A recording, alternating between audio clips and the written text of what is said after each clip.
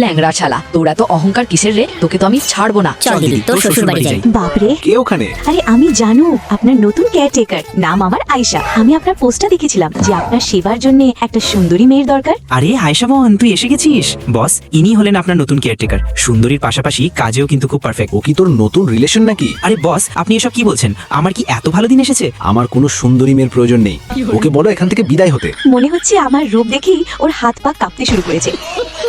আর কাঁপবেই বা না কেন, আমি জিনিসটাই তো একদম কিলার। তুই নিজে বোঝাই গাধাটাকে। আমি আছি তো। তবে বলুন রাজামশাই, আপনার কি সেবা করব? বেরিয়ে যাও এখান থেকে। আমি এভাবে কিভাবে চলে যাব? দেখো, আমি তোমার এই কিউটনেসের ফাঁদে পা দেবো না কিন্তু। ও আমাকে কিউট বললো। এখন আবার এর কি হলো? এখন আপনি আর আমার থেকে দূরে যেতে পারবেন না। সেটা কিভাবে? সেটা এইভাবে বাবু। বেশি বাড়াবাড়ি হয়ে যাচ্ছে। আমি তো এখানে শুধু আপনার সেবা করতেই এসেছিলাম, কিন্তু আপনার তো আমার সৌন্দর্য নিয়েই সমস্যা। সমস্যা এই জন্য যে কোথাও আমি আবার তোমার এই সৌন্দর্যের চক্করে পিছলে না পড়ে যাই। আবে, এটা আবার কি? এটা বলুন তো, আপনার এত কিসের অহংকার?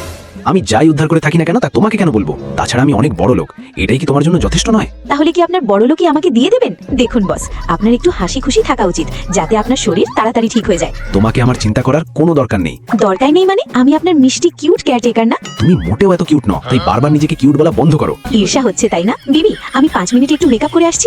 আর এই পাগল মেয়েটা কোত্থেকে আমার ঘাড়ে এসে চাপলো? যদি আপনারা এই মেয়েটার বোকামো আরো দেখতে চান তাহলে লাইক ও সাবস্ক্রাইব কমেন্ট অবশ্যই পার্ট 2 দেখে যাবেন।